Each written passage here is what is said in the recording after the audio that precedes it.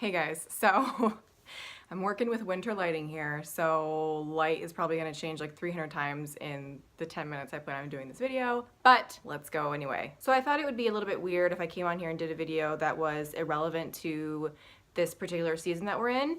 So today is going to be a straight up religious video.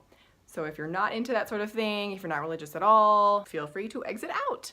If you are, then stick around. A few months back, I did a vlog on dealing with anxiety as a Catholic. How I've kind of struggled to find direction in the Catholic Church in terms of dealing with mental illness. Sometimes a lot of what happens is that one Bible verse is thrown around when you're talking about anxiety or depression of, you know, have no worries, fear not, don't have any anxieties about today, that whole vibe. And that is true, obviously, but there's a difference between worrying and even having anxiety, like legitimate anxiety over finances or something, and then having a panic attack out of the blue in the middle of, you know, a shopping center. Those are two very different things. I have had a difficult time of finding just direction, help, resources, encouragement, anything under that umbrella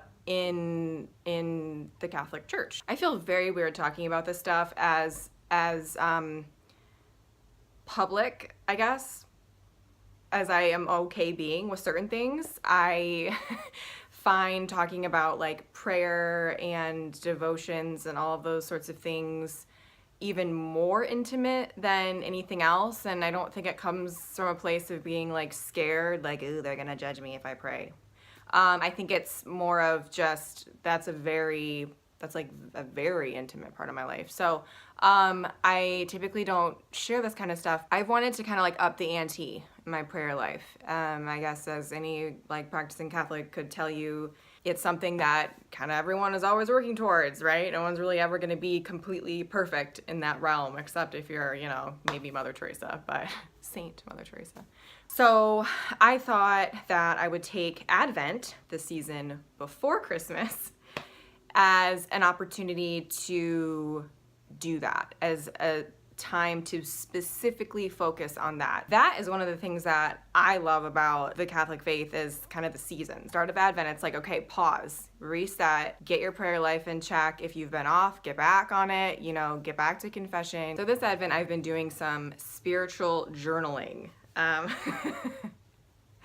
That sounds either A, super new agey, or B, crazy religious. So whatever. In an effort to focus my mind more on prayer, I wanted something concrete that I could sit down with for a period of time and put my mind solely on that, so I would be forced to focus on it. In order to really get my mind forced to focus, I wanted to have to sit down, read a book, comprehend what I'm reading, and then have to like think about it and journal about it. So I have a fair amount of religious books lurking among my house. Some of them were gifts, some of them were gifted to me, some were from work, some I bought, a lot were from my mom. So I was not really lacking in the resources of, okay, what am I gonna read this Advent? There were a few books that I had been wanting to read that I hadn't read yet, and I just went with those. So let me just kind of walk you through it. Okay, this is real intense here. This looks like a freaking class that I'm taking, which I'm not. So every night after I put the kids down to bed, Tim typically has some work to finish, and that is my time to go to the couch, to my bedroom, wherever it is, grab my journal, grab whatever book I'm reading, grab a pen, and sit. Quiet, nothing on, my phone's not by me, and I just digest whatever I'm reading. Now I typically go through a couple chapters and then just write a little bit. Depending on what I just read, depending on if the chapter was particularly heavy or intense, kind of determines how much I read and how much I write, and that's just, you know, you kind of go with the flow of whatever you're feeling at that moment. whatever's speaking to you, I guess you could say. I try to do it for an hour. I've been pretty successful, actually. I'm fairly happy with how this Advent has been going. Now, I'm not like perfect. There have been a couple days that I've missed. There have been days where I have done it at like 1 a.m. instead of right after dinner because me and my husband started watching Breaking Bad or something, and we kind of like got on a binge, and I was like, wait, I need to reset. If I can watch 3 episodes of Breaking Bad, I can read 2 chapters of this book. So I would do it later in the night or whatever. But overall, I've been pretty good, and I've noticed some benefits, some mental health benefits. And that is why I'm talking about this on this channel in this video today, right now. There are some things about this practice that obviously would be good for mental health. You know, taking some time and shutting everything out and focusing on something that is good for you is gonna be good for you, no matter what you're doing. Also, reading a spiritual book and writing down some thoughts that maybe have been bothering you, have been, sticking with you, and just kind of getting it out on paper is like almost like a cathartic, like, okay, it's not of me anymore. I've left it in this journal. So I'll share with you what I've been reading. Brace yourself, the first one's really intense. Some people are probably gonna be like, you're a nut job, I'm never watching one of your videos again. But the first book I've been reading is The 4 Last Things. Death, Judgment, Hell, and Heaven. It's an intense book. Now, to balance this book out a little bit, I've been reading The Prayer of Mary. And I think actually this was gifted to me by one of my college roommates. And this was a book that I read when I was pregnant with Ella, I think. But anyway, it's a great book to go through again, especially it being Advent. The angel Gabriel came to Mary. Yes? No? Resonate with anybody? But yeah, it's a great read for this time. So I go through, I read a couple chapters of this, maybe 1 chapter of this, and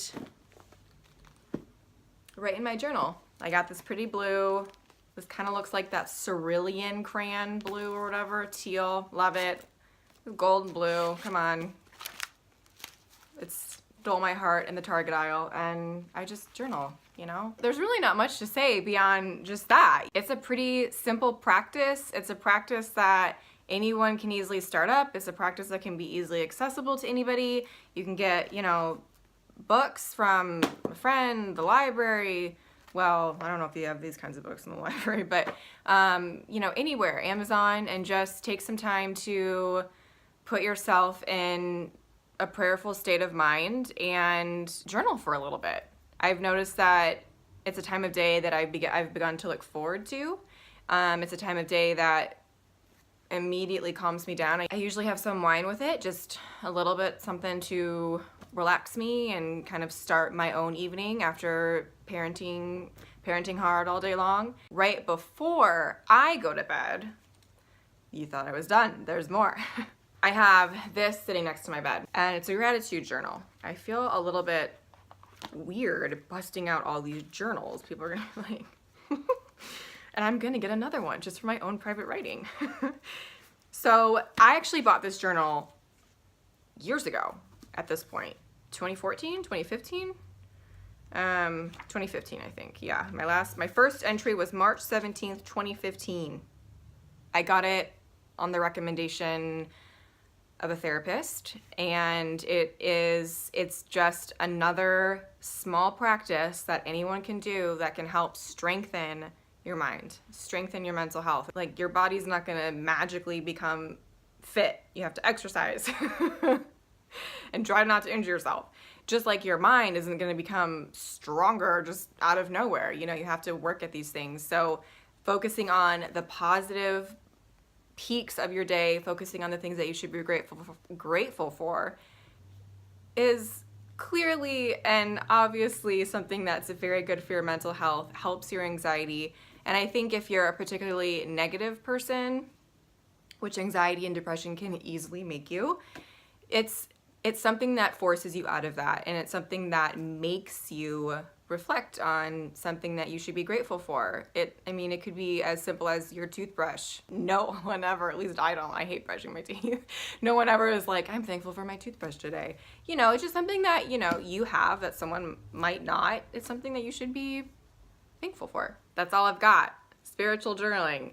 I've really, really enjoyed it. I've actually surprised myself at how much I have enjoyed it. I was never really raised with the whole, like, you can kind of just talk to Jesus as your friend sort of thing. Like, I know that's a really common belief among Protestants, and it's like a focal point of their religion. That part of it was never really integrated into my upbringing or teaching or anything like that. And I think sometimes Catholics have this perception of being particularly rigid when it comes to that aspect of religion, like having a personal relationship with Jesus. While there's definitely a reverence to the Catholic faith and the Mass and all of this, that doesn't mean, you know, the whole personal relationship part is sacrificed. Like, we pray. The first time that idea was even introduced to me as, like, praying to Jesus kind of casually is when I was almost in college. I was applying to different colleges and I didn't know which one I wanted to go to. I was struggling. I didn't know where I wanted to go. I had applied to a few different places, near and far, and I was confused.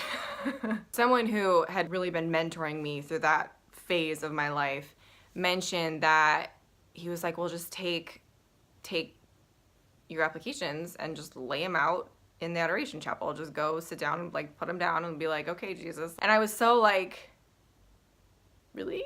Like, that's kosher? You can do that? It was just weird. I never was raised with that sort of thing. I never even thought about it that way. It was like, no, you say Hail Marys. No, you say Our Fathers. No, like, you don't pray on your own sort of thing. I don't even know if I'm making sense, but when, like, thinking of spiritual journaling, it was never, I did not think I would be into that. I did not think that that would be something that would resonate with me or I would find helpful and all of these things, but I really enjoyed it. And it's benefited my mental health. I think it's benefited my anxiety. It's a habit that I hope to take into the new year, that I plan to take into the new year, and not just have this stop at Advent. And it's a reason why I'm thankful that Advent exists, because it's a check yourself of, okay, you know, what can I do better? If you are religious and you're struggling with anxiety, I would highly, highly, highly recommend this. If you're not religious and you're struggling with anxiety, I maybe set an hour aside, 10 minutes aside, whatever, after dinner, and write down your thoughts. This channel isn't meant to be one-dimensional. Anxiety and mental health just it's like your life. So, you know, I am gonna talk about my religion sometimes because I'm Catholic and that's my life. I am gonna talk about motherhood sometimes because I'm a mom and that's my life. About being a wife or a friend or someone who just has to clean a house. Like, I hope to have a video next Tuesday, but with this crazy December and holiday season, I feel like I'm keeling over at every second, at every spare moment that I have with my children not yelling or not having to bake a cookie or something. So I hope to have a video next Tuesday. If I don't, Merry Christmas. I will see you in the new year, and I hope you have the best Christmas and the best New Year's, and thank God 2017's over. That's all I gotta say. Here's to 2018. All right, I'll see you guys.